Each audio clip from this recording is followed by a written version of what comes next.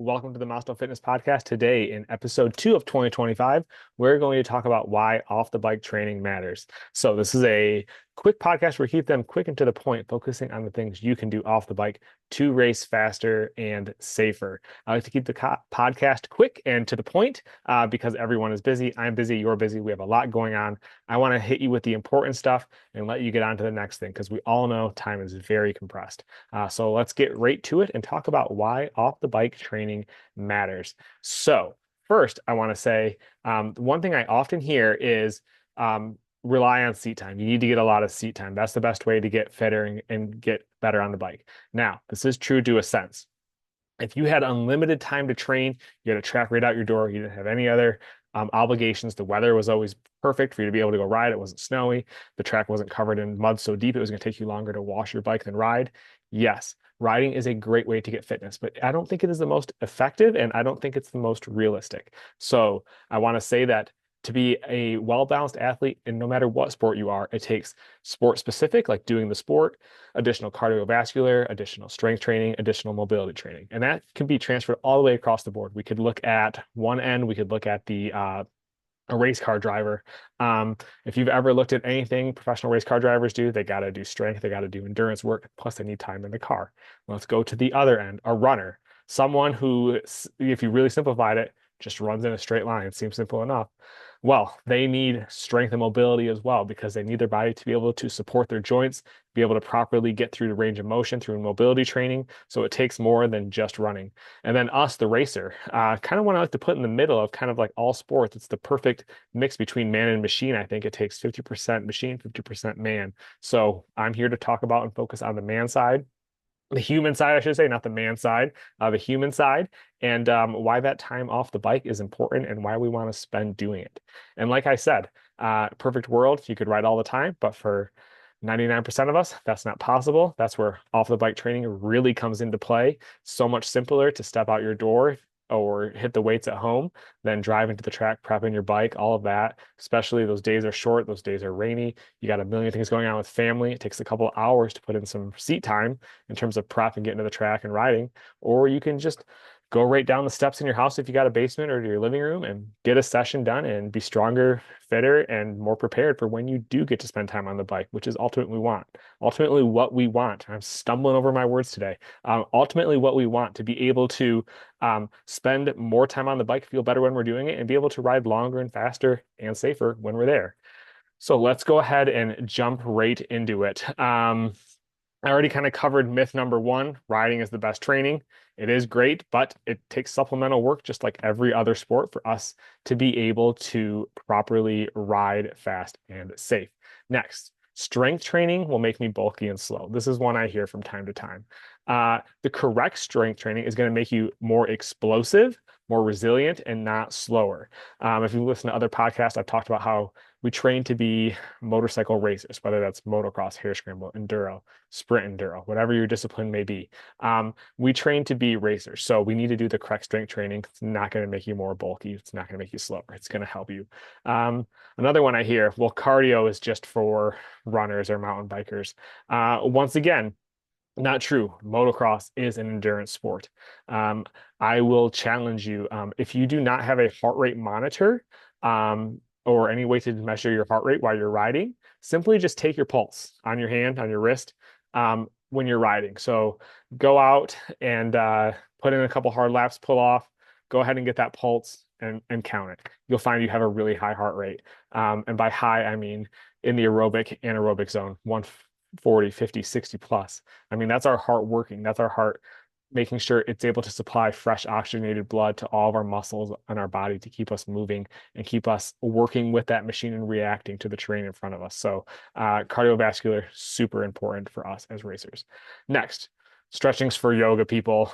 I don't need to do stretching. I'm in the same position on a bike. Unfortunately, that one is also incorrect. Limited mobility restricts movement on the bike and increases your chance of injury. So, racing, we need to be able to react to terrain, ruts, rocks, roots, hills, off camber corners. I could just go on and on. Pretty much everything you're on the bike, we're reacting to terrain, working with the machine. And if we don't have proper range of motion, we're not able to manipulate our body in the correct way to keep our body position correct over the bike, our center of gravity correct. And then that's when you end up on the ground or fatigued or just feeling or looking really sketchy out on the track, which is not what we want. And then man, you guys, I am stumbling all over my words today. In the chance that you do go down, which is part of racing, it happens to all of us. When you have better flexibility and mobility, you're decreasing your chance of injury. Everything can only stretch and pull so far till something tears or breaks or rips. And having proper flexibility and mobility makes sure muscles are able to properly move through a full range of motion. Tendons and ligaments are able to move as they properly should, and then that decreases our chance of injury. So stretching also really important, something Maasto racers have every week and kind of incorporated into their cool downs of their strength training as well. So a big part of Maasto Fitness is that stretching, really important.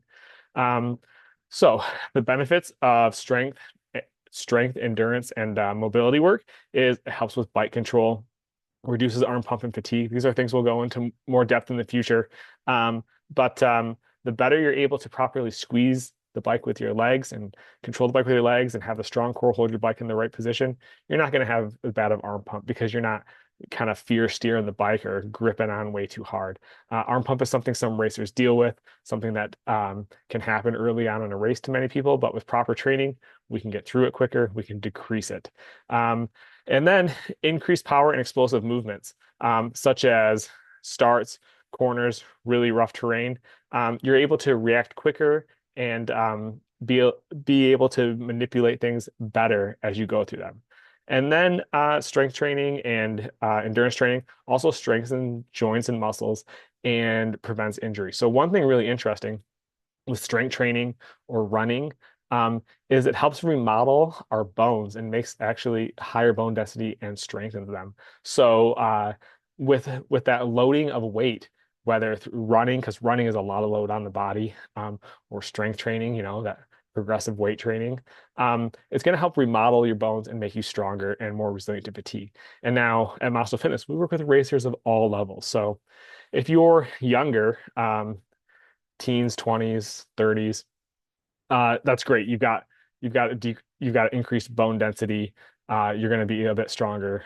With your bones are going to literally be a little bit stronger than a sedentary person or a person that doesn't train.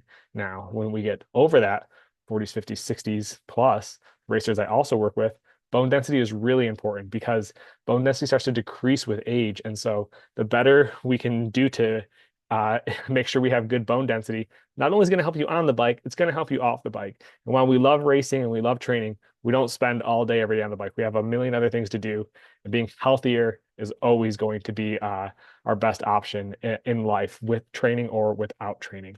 And then let's go on to endurance training.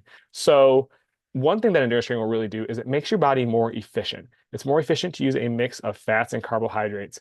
This is something we'll go into once again deeper in further episodes, but our body uses a mix of fats and carbs, and we want to make sure our body knows how to use those, supplement with one, and pull the other one from our body. So training will do that. It'll help stabilize our heart rate. It'll make it so that when we're doing really hard things on the bike and our heart rate spikes, our heart rate's able to recover. One thing that can happen, and maybe you've run into this before, you do like 5 really hard things in a row. I work with a couple of hard enduro guys, and it's crazy how high we see the heart rate go for these short durations of time because they are literally muscling the bike through some insane stuff. And what can happen is if you're not fit enough, your heart rate will only go up and down so many times until your body's so fatigued that heart rate won't either won't return down, your body can't recover, or you're not able to get those peaks anymore because you've worn yourself out. So that proper endurance training of the zones 1 through 5 are basically easy through like absolute maximum effort, are an important part of training.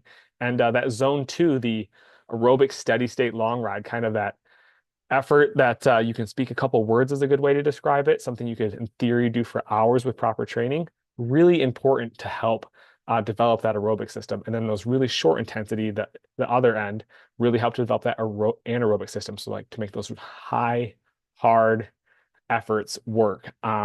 So it's all in endurance training, it's all important from short and quick to medium length, steady to efforts that are sort of hard, but not all. I would call them a tempo to recovery sessions, really, really easy sessions, all important part. And then next, that mobility work that I talked about, that yoga, really important. And yoga is just an example. It can be stretching, mobility work, yoga, lots of ways to do it. But simply put, we want to make sure our body can work through a range of motions, that we're not straining joints through strength movements or endurance movements because we don't have the flexibility and mobility. So we want to make sure we've got proper mobility in our hips, shoulders, lower back, all important areas when we're on the bike. Make it so we're able to control the bike, hold the correct body position, be able to hold that correct position for a long time. You may have heard this before. Form and fitness, two things that go hand in hand. Well, to have proper form, you need to have proper fitness, but also to have proper form, you got to have the correct mobility because you got to be able to hold your body in the correct position without it causing pain or discomfort. And then, like I touched on earlier with mobility, we're all going to hit the deck at one point or another. Um, and we want to make sure our body can at least move properly through range of motion to decrease that chance of injury. Sometimes we know you go down, things stretch, tear, break when it's extreme. But when we go down, we can definitely reduce that chance of having a real injury. You can turn something that would have been a torn muscle into a strain. You can turn something that would have been a strain into just like a little pinch. We can definitely make things better. So make sure you're not skipping that mobility work. So simply put, off the bike training will increase performance and reduce injuries. So more strength, less fatigue, better endurance, able to ride faster, longer, improve mobility, better movements on the bike, and if we hit the deck, decrease our chance of injury. So all wins. So simply put, to sum up today, if you are not training off the bike, I highly suggest just take small, actionable steps. You don't have to go in all in, going to the gym every day, 2 hours a day, or whatever, 6, 7 days a week. Start small. Look at your week, look at your schedule, write it down. See, when can I fit in some training? When can I start doing 2 to 3, excuse me, getting over a cold here also, 2 to 3 sessions a week, a strength, an endurance, a mobility session. Start simple, start building that fitness, that consistency. The consistency is huge with training. Now, even easier than that, you could just join Maasto Fitness. We have all the pieces in there of the strength, the strength, the endurance, the mobility training, how to do them, the intensities, videos that show you how to do it as well. So it's all laid out there, and all you have to do is open the app and get to it. But if you're not ready to do that, just start focusing on doing something a couple of days a week. It's really going to help you, and it's going to help set up that routine. So that's all I've got for this week. Next episode, we're going to dive deeper into strength training for moto enduro hare scramble, sprint enduro, hard enduro. We're going to do all things strength on our next episode. So that's it for this week, guys. As always, if you have any questions, if you want to know more about training, all you got to do is send me an email to maastofitness@gmail.com or look us up on Instagram and send me a message there, and I'll be sure to get back with you. See you guys next time.